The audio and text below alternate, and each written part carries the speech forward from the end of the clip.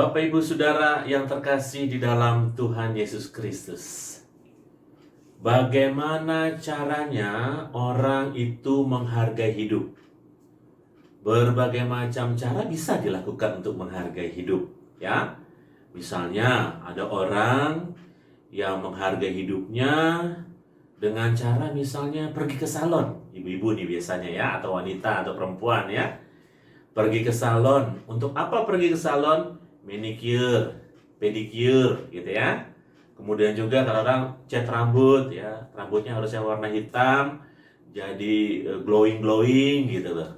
Kemudian apa lagi? Kemudian juga ada juga apa? Sulam alis ya. Kalau perlu tato alisnya tuh. Nah, gitu ya. Ada juga yang bleaching ya. Putihkan kulit, kulitnya diputihkan ya.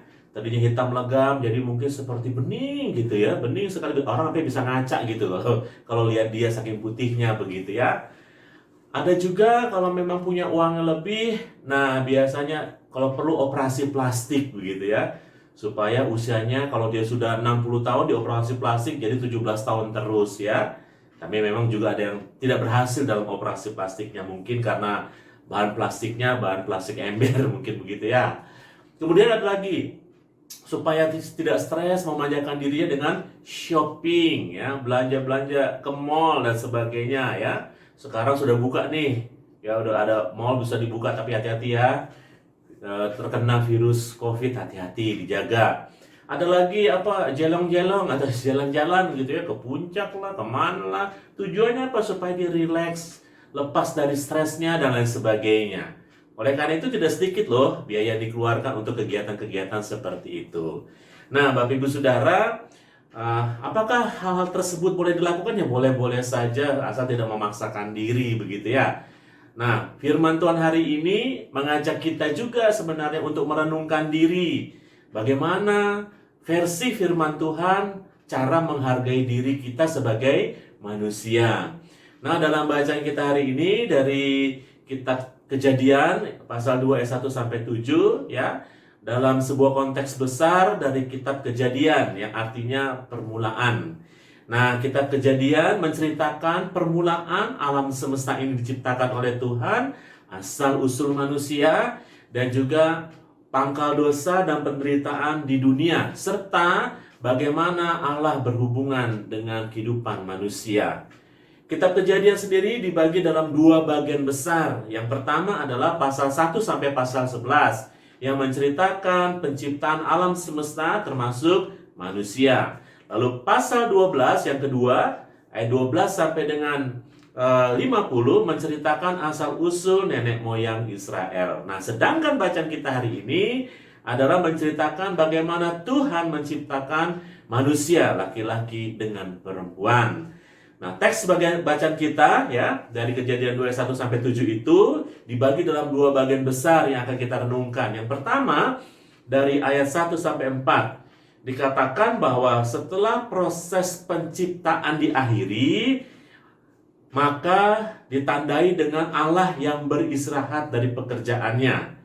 Nah, segala pekerjaannya disentikan, lalu dia menguduskan hari yang ketujuh itu sebagai hari Sabat, yaitu hari berhenti dari sesuatu. Itu arti kata Sabat. Maknanya adalah di sini manusia mungkin dipersilahkan saja untuk bekerja, untuk beraktivitas, memenuhi kebutuhan hidup keluarganya. Namun, siapkanlah satu hari hanya untuk beribadah kepada Tuhan. Nah, kalau konteksnya kita kaitkan dalam kehidupan kita pada masa kini, maka hari Minggu yang kita peringati sebagai hari kebangkitan Tuhan Yesus dimaknai bagaimana kita selalu mengingat Tuhan yang menyertai pekerjaan kita. Karena hari Minggu kita datang kepada Tuhan, kita mau mengucap syukur kepada Tuhan senantiasa di dalam kehidupan kita karena Tuhan baik menyertai kita selama kurang lebih 6 hari.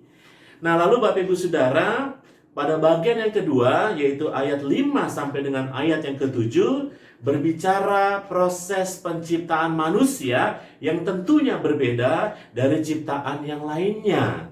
Ya, ciptaan di luar manusia tentunya diciptakan dengan berfirman. Tuhan berfirman, jadilah petang, jadilah pagi, jadilah ini dan sebagainya, dengan firman-Nya. Namun dalam bacaan kita, manusia diciptakan dengan beberapa hal yang perlu kita perhatikan, dan ini menarik. Yang pertama adalah manusia dibentuk oleh tangan Tuhan sendiri. Jadi Tuhan yang membentuk sehingga dia menjadi serupa atau segambar dengan Allah. Artinya Bapak Ibu begini, jangan dipikir bahwa serupa dan segambar itu berarti Allah mukanya sama dengan kita. Tidak. Kita tidak bisa bayangkan itu. Serupa dan segambar artinya bahwa dalam kehidupan kita, karakter Allah itu selalu ada pada manusia. Karakter-karakter Allah. Nah, bisa kita rasakan adalah misalnya manusia itu suka memelihara, melindungi, dan sebagainya. Itu maknanya ketika Tuhan membentuk, Tuhan mengharapkan bahwa manusia itu seperti dirinya. Artinya bagaimana menunjukkan karakter-karakter yang baik.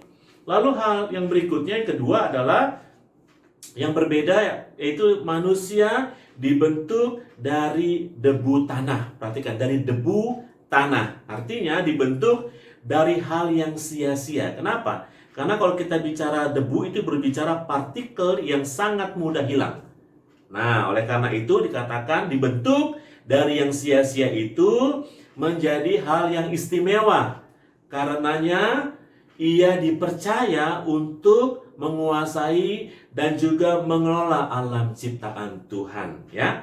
Jadi dia dibentuk dari hal yang lemah itu, ya, dibentuk lalu dipakai oleh Tuhan untuk istilahnya bekerja, menguasai dan mengelola ciptaannya. Itu yang kedua. Hal yang ketiga yang istimewanya apa? Yang istimewanya adalah manusia itu dihembuskan nafas hidupnya oleh Allah di hidungnya.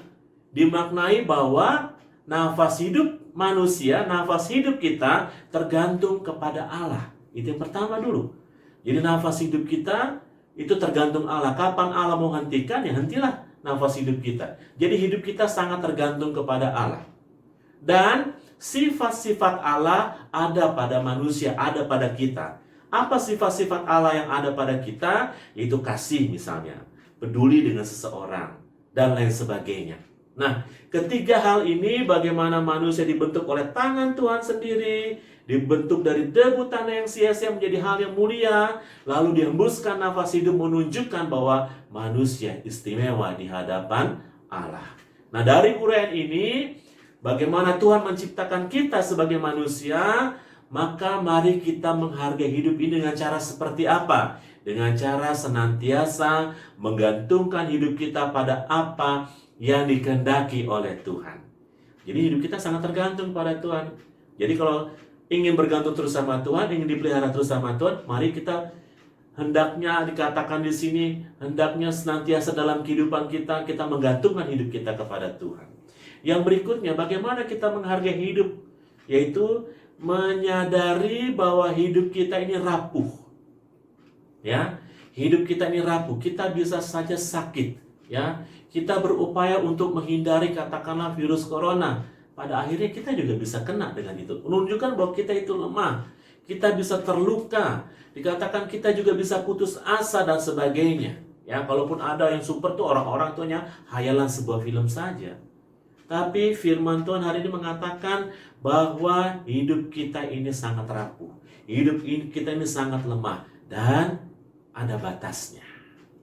Namun, kita memiliki Tuhan yang siap menjaga, melindungi, dan menghadirkan damai sejahtera. Itulah hebatnya kita. Kita punya Tuhan, walaupun kita lemah, tapi Dia melindungi kita. Sehingga kita seringkali merasakan damai sejahteranya, perlindungannya, dan kuasa yang diberikan Tuhan kepada kita. Lalu yang berikutnya adalah firman Tuhan hari ini juga mengajak kita untuk menghargai sesama kita sebagai manusia dengan mengasihi dan saling melindungi. Ini penting, ya. Dalam masa-masa seperti ini, mari kita menghargai sesama kita. Kita saling menopang. Siapapun yang kita jumpai, saudara seiman kita kah, ataupun siapa yang kita jumpai, mari kita berikan topangan, perlindungan, kita menghargai mereka sebagai sesama. Jadi tidak boleh lagi kita saling menghina dan sebagainya. Dan yang berikutnya, Bapak Ibu Saudara, karena kita sangat bergantung kepada Allah, hidup kita, nafas hidup kita sangat bergantung pada Allah, maka selalulah datang kepada Tuhan. Kenapa kita harus datang kepada Tuhan? Karena Dia sumber kehidupan kita, yang akan menyertai kita, kehidupan kita setiap saat. Mari Bapak Ibu Saudara, kita hargai hidup kita. kita jalani hidup kita dengan kesetiaan kepada Tuhan. Kita adalah manusia istimewa. Oleh karena keistimewaan ini kita hargai dengan cara berlaku setia kepada Tuhan dan melaksanakan kehendak Tuhan. Tuhan Yesus memberkati. Amin.